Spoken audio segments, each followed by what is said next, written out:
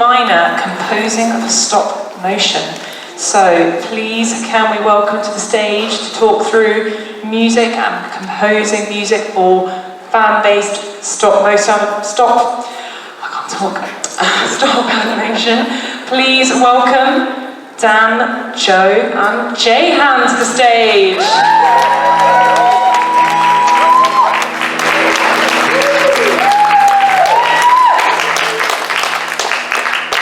Look at all this.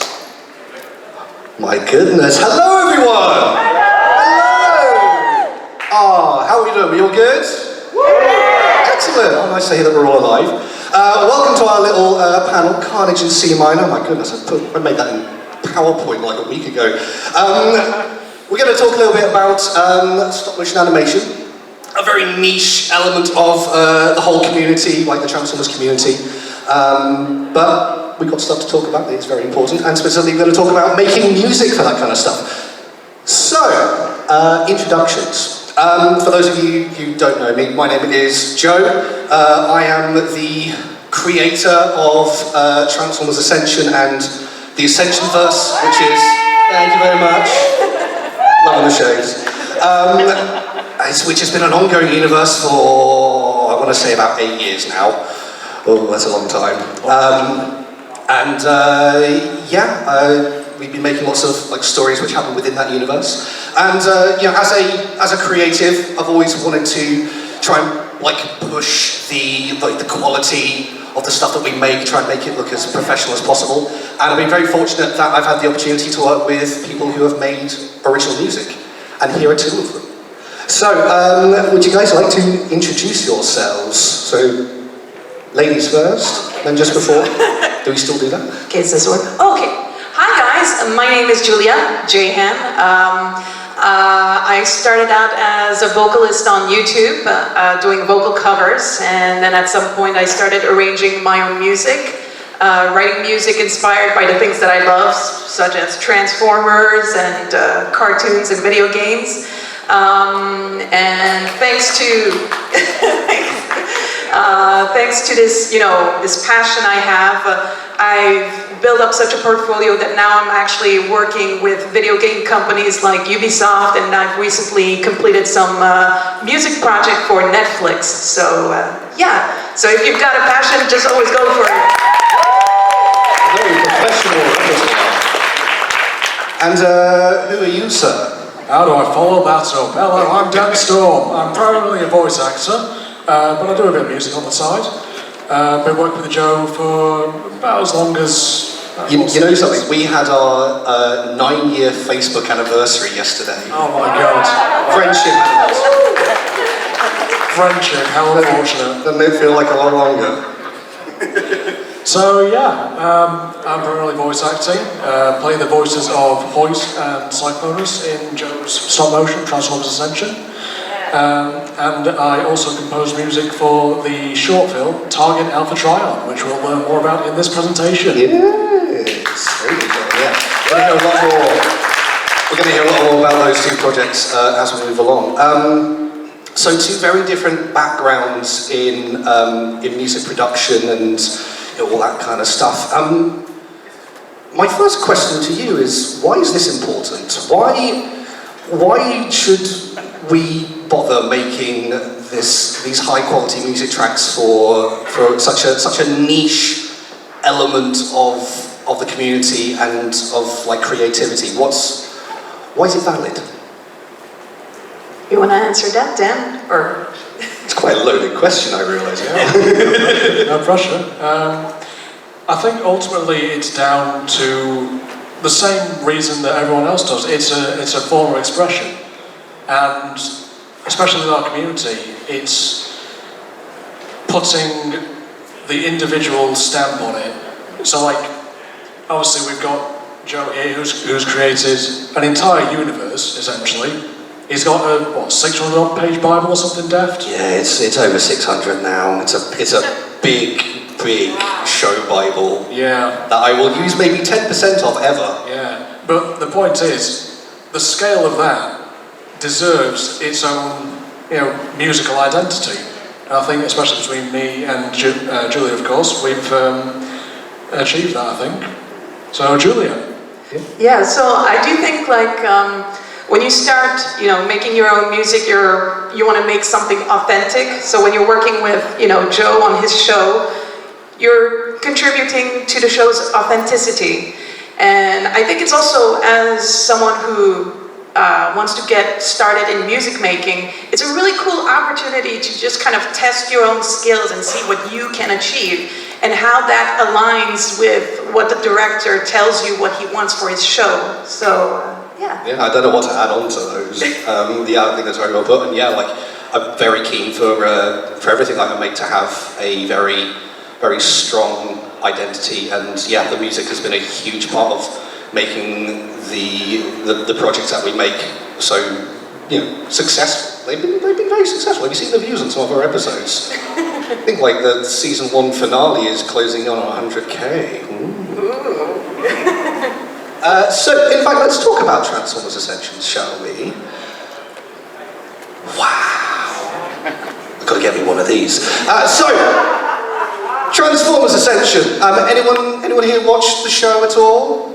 Oh, there we go, a couple of hands. Even the cameraman's watching. Yeah. So for those of you who haven't seen it, haven't come across it, Transformers Ascension is our ongoing stop-motion series, which follows the adventures of the Shatterglass Decepticon Treadshot in his adventures in the kind of normal reality, which was a sequel to our film Broken Mirror, which is now nearly 10 years old. Oh my god. Yeah, so I conceived it very much as a sort of Transformers Prime style of show. You've got your kind of episodic kind of stories with an overarching sort of narrative, like a big bad who's on there somewhere, but with a central antagonist. And a lot of the music then was kind of conceived in the same way that Prime was, in that a lot of their tracks get reused multiple times during the show in similar contexts, but it sees a lot of reuse. So, Julia, this was our first time collaborating, wasn't it? It was. It was, yes. 9 years ago, can you believe that? I can't. I don't think I can deal with that. So, let's talk about some of the stuff that you've made for us. In particular, we're going to talk about the theme for Ascension, which is an absolute banger. Julia, what's this symbol?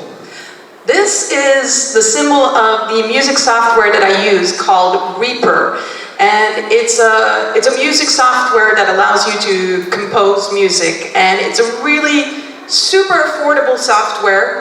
Practically, you can actually just like download it for free and try it out. And if you want to have like some more features with it, then you just pay an extra $70 single purchase. And it's kind of become the indie composer music standard, basically, in the industry. So this is what I use, and yeah. Yeah, what was, because this wasn't the original program that you composed the original stuff on, what was that one?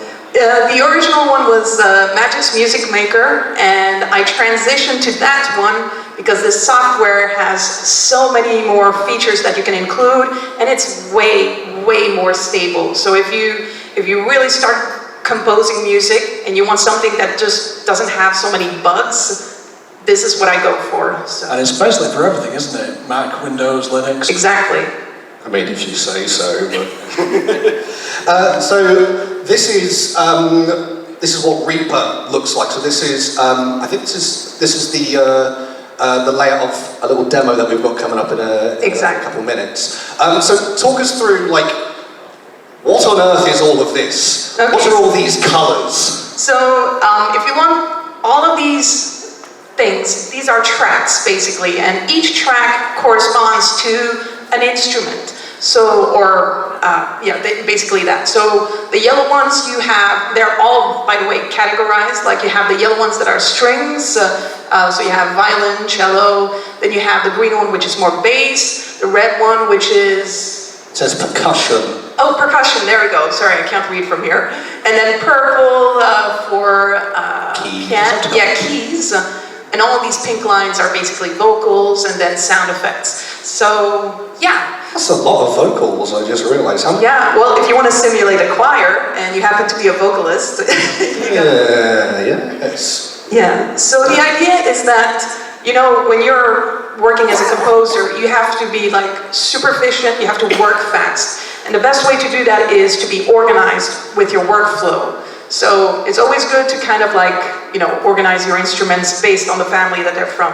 Brass, bass, wind instruments, etc. Yeah, so, and in terms of creating music for a specific scene, this has got a video overlays, Yes, doesn't it? yes, so actually you can't really see, but the white line right here is the audio from the video. And normally, unfortunately, I didn't really capture the screen for that, but normally you have also the video that is also showcased. So this is also one of the reasons why so many indie composers use this software, because you can actually integrate the video into this software and compose along the video. Yeah, so because Magix didn't have that functionality, did it? Sorry, what? Did Magix didn't have that functionality? No, absolutely not. Big reason for moving on to there. So let's talk about the theme that we came up with for Transformers Ascension. The evolution. You're going to hear some very interesting, never before heard samples of music from my computer library. So the theme. We wanted a theme song, obviously. It's got to be exciting. It's got to draw the audience in, as any good title sequence should. Fun fact: the theme song didn't actually appear at the start of the first season of Ascension. It only appeared at in the credit sequences, and we only actually integrated it into the second one because we did like little title cards. Again, I definitely had Transformers Prime on the brain when I conceived these little like melodies and stuff. But specifically, we looked at the Beast Hunters version, didn't we? Because it had. I know everyone's got opinions on Beast Hunters, but that theme is kick-ass. I love the extra drums that they put in there. It kind of puts me in mind of Energon, you know. So that was kind of like our starting point. And a couple months into production, I have this theme come into my brain. And it's like, I'll send this to Julia and see what she comes up with. So I recorded this on my family piano.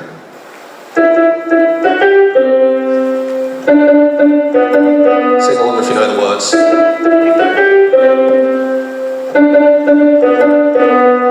So for those of you familiar with the theme, you can kind of already hear a lot of like the final melody in there. Not quite there, but like all the right notes are basically there, but like more or less. And then we went through, I think it was about 11 renditions of this. Yeah, it was 11 renditions before we finally nailed down the tempo. So this was version 3, I hope. Is it playing? It's not playing. I was directional.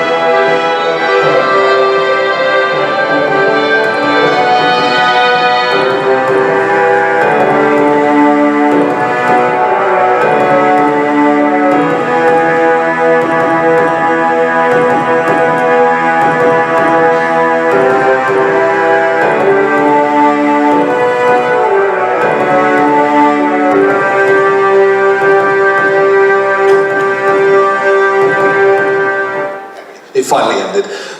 So yeah, it's starting to come into shape. Like you're hearing all like the instruments and stuff in there.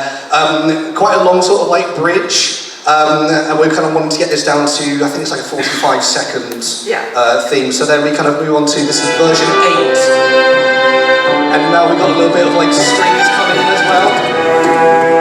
And there's the drums, you can hear it. Getting a bit more like energy moving along.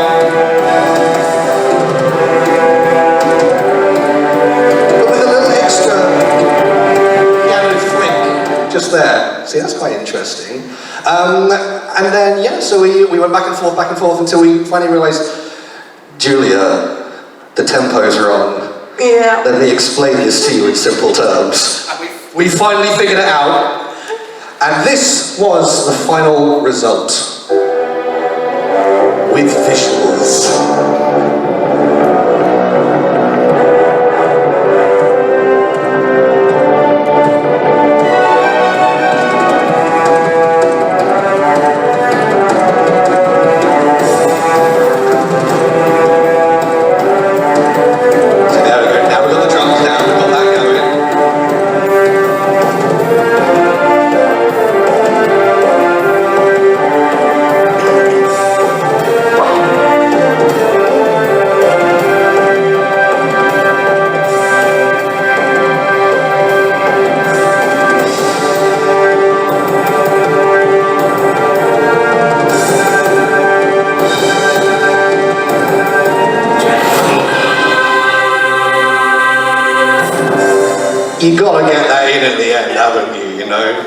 Lisa, Yeah, give it up.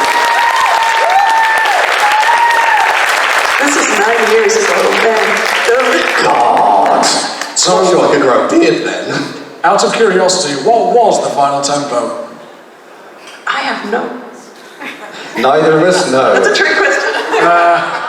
No, it was not really an issue with the tempo, but more like time signatures. You know, you have 3x4, 4x4, 6x8, and we had a really hard time just figuring that out. So We've already had to get on like a Skype call. Yes, Skype. That's completed this, hasn't it? We've already had to get on a Skype call and kind of like, literally kind of like beat it out or something. Just exactly. Like tap. But yeah, Beat it out of them. what's that? Beat it out of them. Beat it out of them. Yeah. Cool. Thank you very much, Julia. Now, Dan, over to you. Now, we're going to do things slightly differently here. We're going to talk about this next project, Target Alpha Trial. Anyone watch Target Alpha Trial at the big broadcast? Hey! I'm glad that you enjoyed it. It's alright, like, this isn't just exclusive to the big broadcast, you can watch it on our channel. Target Alpha Trial was a beautiful moment of serendipity, where I just happened to be working on this project around the time that the big broadcast of 2021 was kicking off and starting to build up momentum. And so I go over to old David Borweiss and I'm like, hello David. I didn't do that. I'd say, thank you. I've got a film. If you want it to be part of the celebration, I will have it done by August, and thank God I did. But this was an Optimus Prime solo film. We're very lucky we got Peter Spellos, love that man, and Gary Chalk as well to be in this. I'm telling Peter that you cheered louder for Gary. And yeah, so we're talking about, like, it was a film about Optimus's relationship with Alpha Trion, and how kind of like a big secret that they've been keeping can kind of like it potentially sort of ruin his reputation. And yeah, it was such a fun film to make. It was basically made out of spite, wasn't it? Because at the time there was the War for Cybertron Netflix, and also some. Also, Thanks for outing me, Dan. Hey. Now I'll never work with Netflix. Oh no, Julia, it's all to you now. Anyway, yeah, so we had a great time filming this, and I asked Mr. Dan Storm over here if he would like to make some music for it. Do you remember how this came about? You said, Dan, give me some music, and I was like, all right. Yeah, that's basically it, yeah. There was a moment of panic as well, I think. So, let's play us a little clip from Target Alpha Trion. For context, this is a flashback to sort of pre-war Cybertron. This is the first meeting with Alpha Trion and Orion Pax, and they talk about their ideologies, and you know, how the Senate is corrupt, all that kind of stuff. And yeah, let's see how this looks. And do, of course, listen out to the music as well for this, because that's why we're talking about it. Another veterans protest. They'll be on their way to the Decagon. They know the votes today. Were you a soldier, Pax? No, I wasn't forged during the war. I'm not sure I have the programming for a soldier. What do you expect the Senate will do? I couldn't say, sir. Oh, don't fret about me, Pax. Tell me what you think. I do not expect the veterans bill to pass. This is the same government that built them for war and so quickly abandoned them in peace. Do you? No, I don't expect the Senate to take any action. One questions the point of voting sometimes. With all due respect, sir, to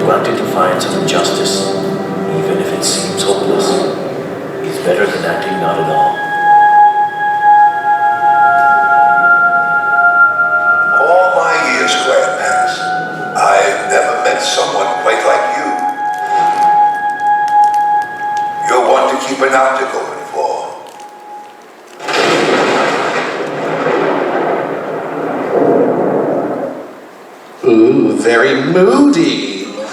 Lovely. So, Dan, how did I pitch this to you? Do you remember? This scene in particular? Well, I mean, the score overall, it's very, obviously, very synth-based. A lot of, it's more sort of like an atmospheric score rather than having like a lot of very specific themes. Very ambient, very atmospheric, and I knew that it needed a lot of contrast and a lot of very much playing by feels. I'm very much more of a feels person. I never plan out anything. So.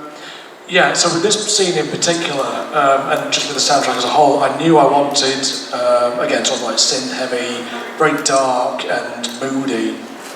And I came across a plugin that was essentially replicating one of the main instruments that was used for the Blade Runner soundtrack, the original Blade Runner from the 80s, I believe. I think it was, anyone want to confirm that? Yeah, 80s. It's the right decade.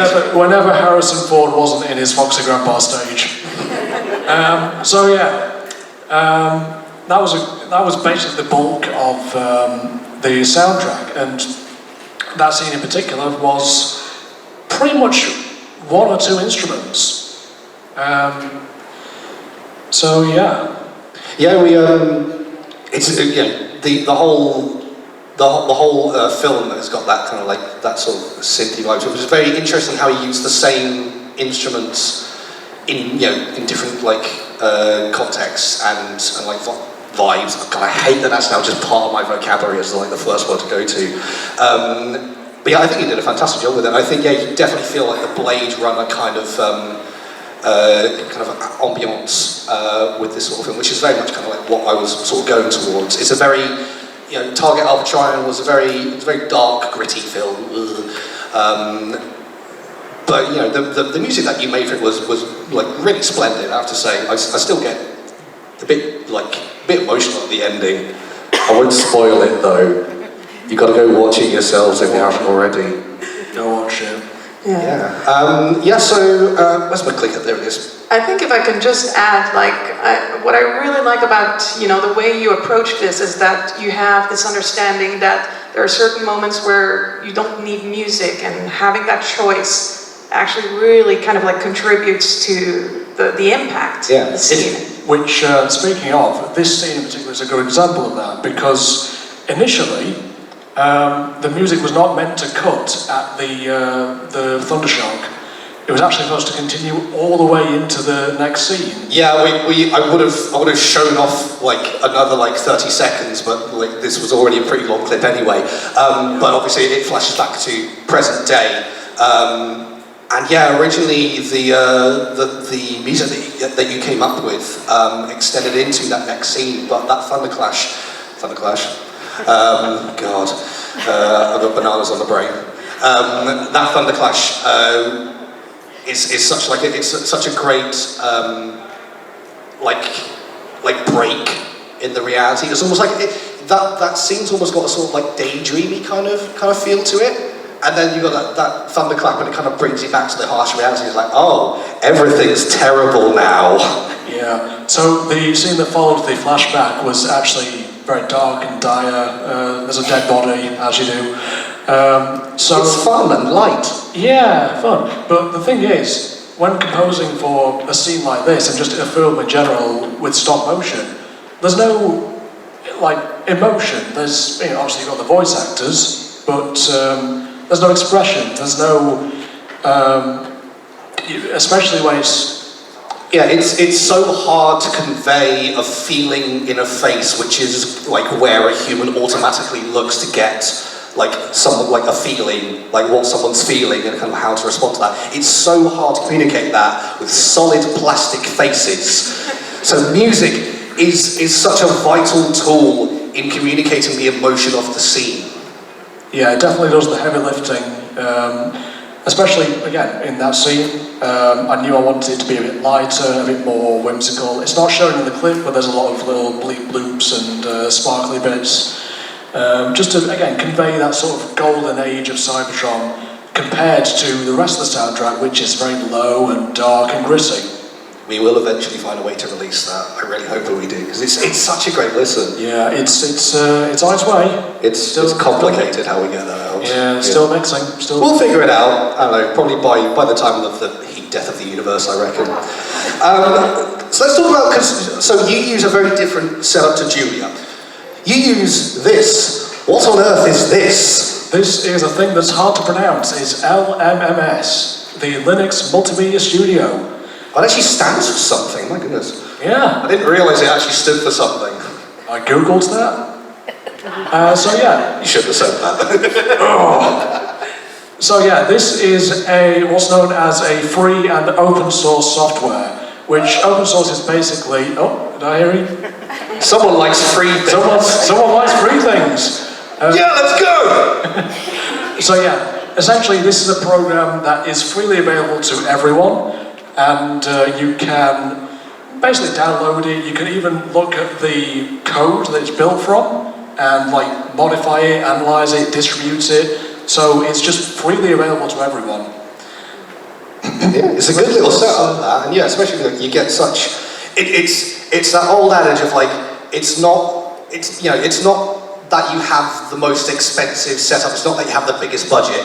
It's kind of what you have in front of you and what you do with that, which is true of basically everything that we make on this YouTube channel of ours. I say ours, it is ours. It's our baby. Joe is our overlord. Send help. Yes. I will not deny that. Let's take a closer look then at LMS. Managed to say that quite well. So, what's all this about? It's very similar sort of setup to what Julia's got, but break it down for us. So it's in a lot of ways quite similar. These DAWs or digital audio workstations do have a lot in common, but the key thing with LMS is that it's a lot more stripped down, a lot more basic. There's no fancy video timeline. There's no, not even really any like samples things. You can put samples in, but it's mostly MIDI based. So using the computer to make the sounds. So on the screen here we've got an example of a few of the plugins and the tracks. There's no coloration or anything, so you just kind of got to figure it out. Just remember. Just pray that you got it right. And down here we've got an example of a plugin which is Dragonfly Reverb, another free and open source plugin. Absolutely fantastic. Yeah, the MO for me is it free? Is it decent enough? Can I get the job done? Yes. It's a good life philosophy, that. Might adopt it. But yeah, so yeah, it's like you said, very, very similar kind of setup to Reaper. I keep on wanting to call it Rapture for some reason. I don't know why. But Reaper. It's a pretty religious experience, let me tell you. Yeah. That's a bad joke. But yeah, does this have the same kind of thing? Like, because Reaper has the video overlay, like you said, where you can time the music to what's actually appearing on the screen. Does this have the same functionality? No, I had to open up VLC media player and just press play, and just hope that it works. And it did. It did. It did. And we all lived happily ever after. Oh man, thank you for taking us through that, Dan. And Julia as well, thank you for taking us through Reaper. Now, I hope that the next slide is what I think it is. Challenge time! It's alright, I have pre-prepared something. It's not like a trivia thing or anything, don't worry. I'm working on a new film. Say I am. We are working on a new film. You may have heard of it. It's called Shattered Glass. Here's the poster. Wow. I've hidden the release date I wrote on there, because I'm not committing to anything right now. But this is a soft reboot of the Ascension-verse Shattered Glass adjacent universe. So the universe that Treadshot originates from. This is the story told anew. We have a brand new cast of characters in brand new shiny toy forms, except Starscream, he turned yellow, so I use the Armada one. But we've got Megatron, Starscream, Shockwave, God, which one's which? Blackout and Grindor, the helicopter twins, they are 3 references in one. And original character Kickstart up there. That's a fan character, isn't it? It's a fan character, yes. I held a competition about 8 years ago where someone would design a Shattered Glass character, and they did, and this is the result of it. This is Kickstart. So I want to set you a challenge. I fortunately have enough footage of Shattered Glass that I could create a scene and put it to YouTube. It's the same scene. I wanted to see how 2 different artists, 2 different musicians, would respond to a prompt for a certain scene. And we came up with some very interesting results, I think. So the pitch is as follows. This is what I sent to them. That was really smooth. This is the opening scene of the film, which follows a summary of the Autobot-Decepticon war, or Decepticon-Autobot civil war, Shattered Glass. Cybertron is destroyed, the factions are scattered, but the Autobots are in a significantly better position and actively hunting down the remaining Decepticons. It's grim, it's dark, Autobot victory feels like a certainty. That last line is the most important one there. We're going to show the same clip twice. Well, not exactly the same clip. But we're going to start off with Julia's take on the music. So, Julia, what was your initial response to this pitch? So for me, I really kind of like focused on the idea of, building things up. That's kind of what I like doing. So kind of like setting a very kind of like mysterious, impending doom sort of mood, build up some tension, getting to a point of a climax where there's like confrontation, and then kind of like slowly fading out into something a little bit more kind of like hanging on some sort of like a cliffhanger sort of vibe. Yes, okay. So we're going to show the clip now. I'm going to preface this as well. I just want to play things as safe as I can. With this film, I'm wanting to do as many kind of practical effects as possible with this. So things like flying sequences, people falling over, that kind of stuff. Like walking is doing walk cycles has been the best and worst thing about making this film. But it does. These clips will feature simulated blood. It's energon. It's not the color of blood. It's blue. But I just want to preface it before I show that if anyone is sensitive to that kind of stuff, you may wish to look away. End of the day, you've still got sound effects, you've got the voices, and you have the music. And that's why we're here. Look at that. So let's play Julia's clip first and see what she came up with.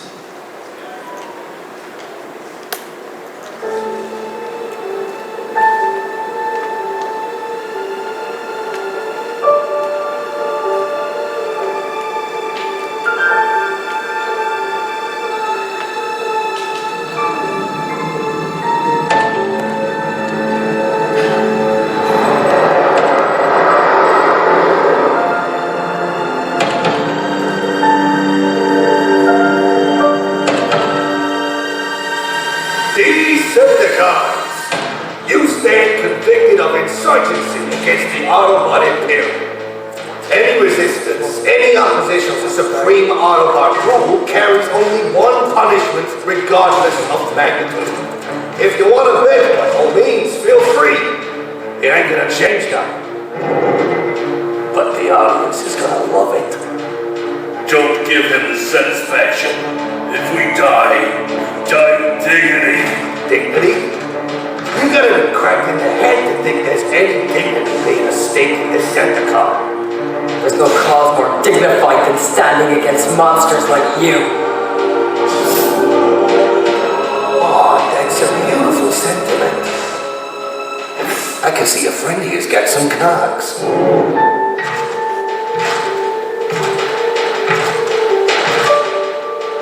Blood coming up.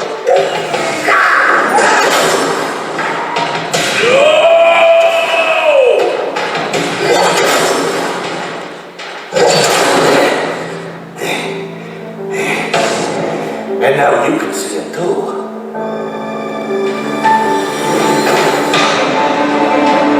I'll see you in the pit, Glitchhead. Well, enjoy the head start.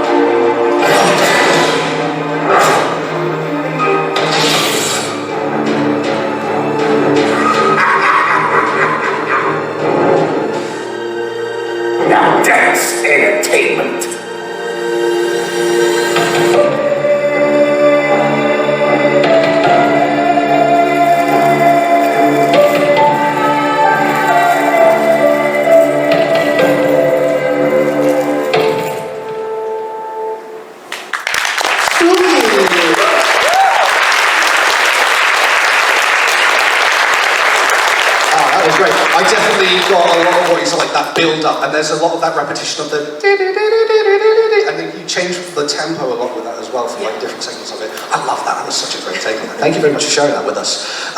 Dan, over to you. So what was your response to this here pitch? Basically, it's got to be dark, foreboding, and definitely that sense of dread, and feeling the tension. It's definitely a lot, in a way, a lot of the same vibes as Target Alpha Trion, but just amped up a lot more. I went for a lot more of a ambient electronic sort of style rather than melodic. So we'll see that in a minute. Let's take a look. I hope. I hope it's not run out of battery. Oh wait, hang on, I see a light. There we go.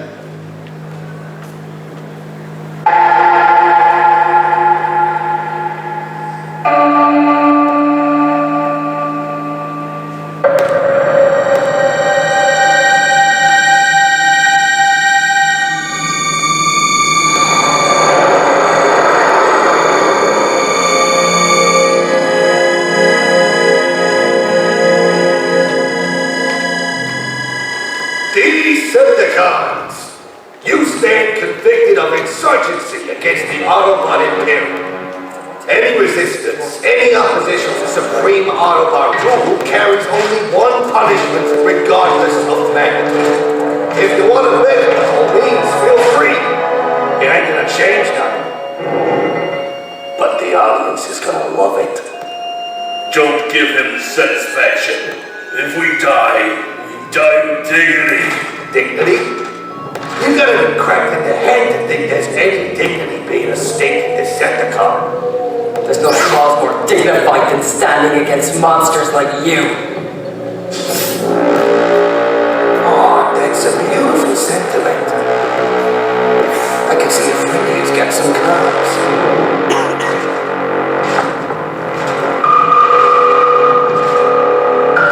And again, blood coming up.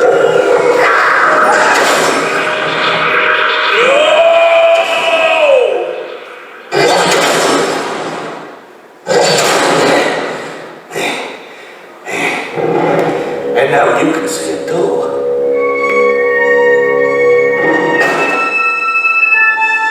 I'll see you in the pit, Glitchhead. Well, enjoy the head start.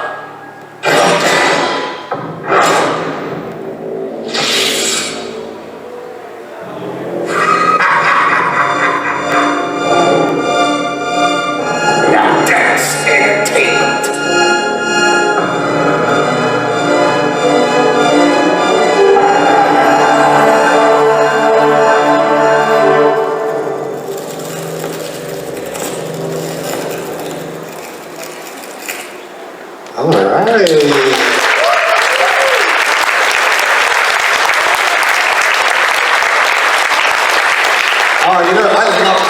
I love both of those takes. They both have such great strengths, and they definitely play to both of yours as well.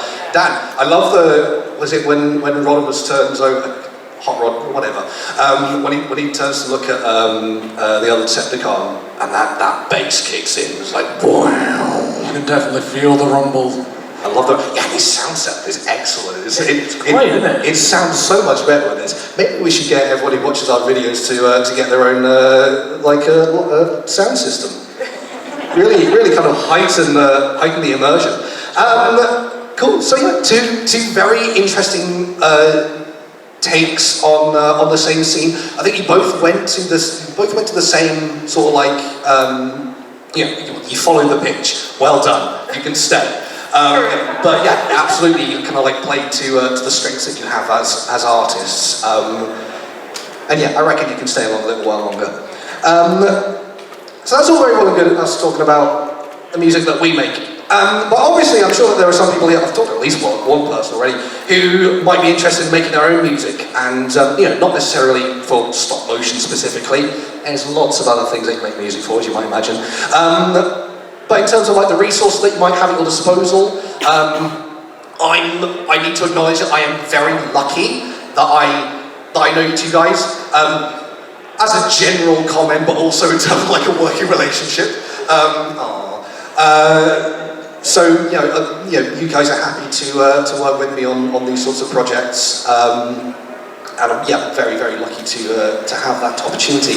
But obviously, not everyone does. So where can you turn to get music for your own projects? Now, I don't think enough people take advantage of the YouTube music library. It does exist. They hide it away. They make it so hard to find, but it is there, I promise you. And there are so many fantastic tracks in there. All of it is free, I think. I think sometimes it asks you to provide attribution where it's requested, but I don't think there's any charge to at least most of the tracks on there. And yet there's so much great stuff in there. There's such a great mix of there is cinematic stuff, there is, there's like R&B, pop, rock, all kinds of stuff. And it's got a really good kind of like searching system, so it's definitely worth looking into.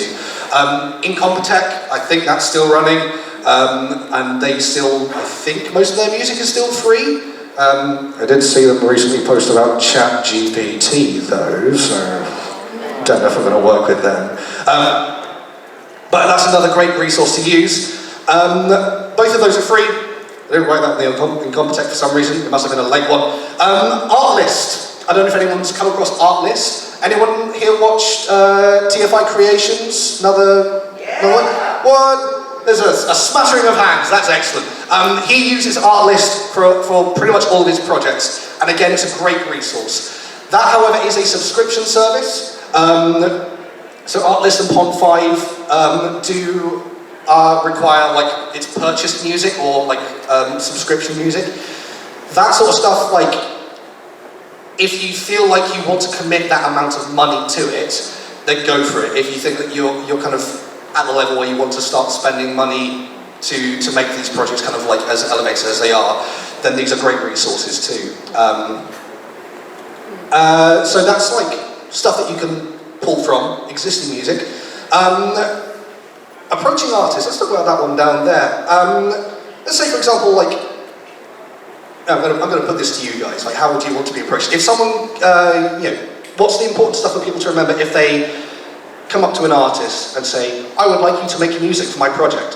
What do you think is the most important things that people should keep in mind with this? Proof of work. If you're going to hire someone on from the outside, make sure you have at least an idea of what you're wanting, maybe a sample clip, or especially in the case of music, have a clip that has some temporary music to give the artist an idea of what sort of vibe you're going for. I try to avoid doing 10 music tracks on my projects, and then I go and do it anyway. So my brain's just like that. I did make that mistake once. When I was working on a project, it was also in 2011, I think it was, so pre-Broken Mirror, I approached an artist to make music for a project, and I had a script which we read out loud for a stream, but I had absolutely no footage, and so they made 2 tracks for basically no purpose. I think I did find a use for them, not in the original context. But I regret that. I do regret that, because I really should not have done that. To be here's music. Because then, if you're composing music for a shot, and that's useless if you don't know what the shot is actually going to look like. Music is always the last part of the process, isn't it? It was for us. The theme was different. I think the theme is different, but Dan, when we were making Target Alpha Trial, it was a different process. Yeah, so the process for Target Alpha Trial was very much, again, because there was a tight deadline, we did have to sort of very much almost build it as we go. Traditionally, you would just have scenes composed in isolation, and it could be scene 5, then jump to scene 1, then scene 10. But for us, it was very much more of a linear process. So really, the soundtrack kind of built alongside the production. It evolved with the film. Yeah. Wow. Yeah. Character development. Absolutely. A portfolio is so important to have. Proof of work, always have that, because it means that the artist knows that you have something that you are working with, something tangible. And I think as well, like, the most important thing is just having respect. Absolutely. As well, you know. Yeah. I think like when you're starting out when you're a composer or a songwriter, and someone approaches you, I think if you do show interest in that project, it's always important to let them know how committed you are to the project. What is like, how much can you dedicate of your time to it? Because oftentimes these sort of band projects, they're done for free. You know, you don't get paid for it, but you kind of build a portfolio from that, and that's really cool. But you have to be, you know, aware that composers also kind of do have a life, and composing does take quite a lot of time. So. Composers are people too. Exactly. Composers are artists, and artists deserve pay, because you can't pay the bills on exposure, can you? No. But the really cool thing is that... Don't do that, I don't need that for my ego. I want a stage already, come on. I mean, the really cool thing is, like I said, if you want to start out as a composer, taking on these sort of gigs is a really cool way for you to gain experience and build your portfolio. And, you know, you become aware of, you know, certain etiquettes, like how you should interact with the person that you're working with, how you align with their vision. And yeah, and you realize it's very time consuming as well, so. It is. So let's quickly skip on to the composing software here, because like I said, there's at least one person I spoke to today who has, like, you know, a kind of background in music, like wanting to compose music. I don't know if they're here right now, I can't spot you with the lights. But you've got some of the options there for the programs that you might want to use. So obviously LMMS and Reaper there, we talked about those. So LMMS was, I did very well with that. I thought I'd get tongue-tied at least once. I'm going to jinx it now. LMMS is a free program, isn't it? Just download that free. Any kind of plugins as well, you said were free as well? Yeah, literally everything that I use to compose is freely available. Most of my resources come from a site called Plugins for Free. That's plugins, number 4, free. This isn't well, no, it wouldn't be a paid thing. It's not a plug, but it is a plugin. It is a really good website. Yeah, and Reaper, Julia, like what was the kind of like the I have paid for the stuff that I use. So I use Contact, and it is kind of like the sort of music library that allows you to use a whole array of libraries. So it's... how much was the Reaper software itself? The Reaper software itself is like $70, a single purchase, basically that. Yeah, and that's because I know that there's different editions as well. I might be thinking of Magix, which is a similar sort of thing. Yeah, Magix, when I started out, I kept investing, and every time it was like maybe $90 or something like that. Yeah, was it kind of like throwing money into a fire pit or like with that? Yeah, I wanted to really believe in the project, That's why Magix is down at the bottom of this list. And then, so the other software, I did a bit of research myself. FL Studio, correct me if I'm wrong, I think that's a purchase, or is it a subscription? I think it's a purchase. Yeah. With, I think at least free upgradability. Mm-hmm. So if you get one version, you can upgrade to the next version, either free or at a discounted price, I think. Yeah, and don't quote me on that. I have not done the research. Do not quote any of what we have said in the last 45 minutes. This is not legally binding. GarageBand is, I think it's a free app, however, it is only iOS, Mac, that kind of stuff. But that is a great software. Another one of our composers, Abby Verity, did all the music on GarageBand and came up with some amazing stuff. Even wasn't it on her phone as well? It was on her phone, yes. Yeah. So you don't even need a computer. Yeah. Most of the time. Yeah, and then it got stolen by some guy in Manchester and ended up in Abu Dhabi. That was very considerate of them. But yeah, so lots of options there in terms of what you can start out with. In terms of like the stuff that you might want to buy or subscribe to, the base kind of software is reasonably affordable if you want to do it as like as a hobby or kind of like a side project. I think the higher up you go with some of these like paid versions, obviously the price increases because you're moving towards more kind of like high-end professional kind of stuff. I know the Reaper has a very generous free trial, so that's something. It has like 60 days, isn't it?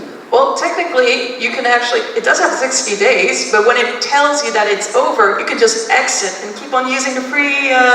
These are not the legally binding... We call that the Winrar strategy.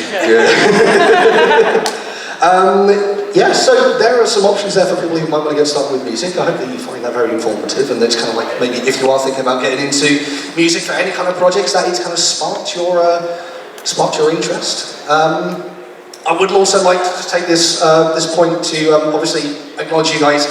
Like, thank you so much for doing this panel with me, but also thank you for making all of this music for all my projects, our projects, I should really say, because, like I said at the start, this music has really elevated the stories that we make to such a high caliber that we're all incredibly proud of.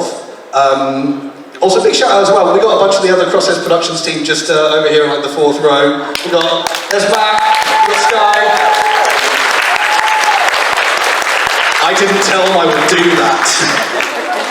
Those were in fact the voices of Misfire and Gun Barrel in the clip you saw, and I was Hot Rod. But yeah, and some other acknowledgements I do want to give out. Some of the other people who made music for our projects, Abby Verity, Connor Hickling, who did a lot of the music for Broken Mirror, some of which never actually made it into the film, but he still made it. And Michael Johns as well, who was the original composer of the Broken Mirror theme. What a tune. What an absolute tune. But yeah, amazing. Do we have a bit of time for questions? Right, no worries at all. If you guys do have any questions, please do come find us. We're going to be wandering around the con hall. We'll be at the side there. Come say hi. We don't bite, I promise. I can't speak for Dan though. But yeah, here's some of our socials. So JN Official on all of those, including, how'd that bird get in there? Process Productions, Facebook, YouTube, Instagram, Dan Storm, VO on Facebook as well. Do come find us on there, follow us, and we've got some great stuff in store for you guys. Thank you all so much for coming to watch our presentation. It's been great fun. Thank you very much.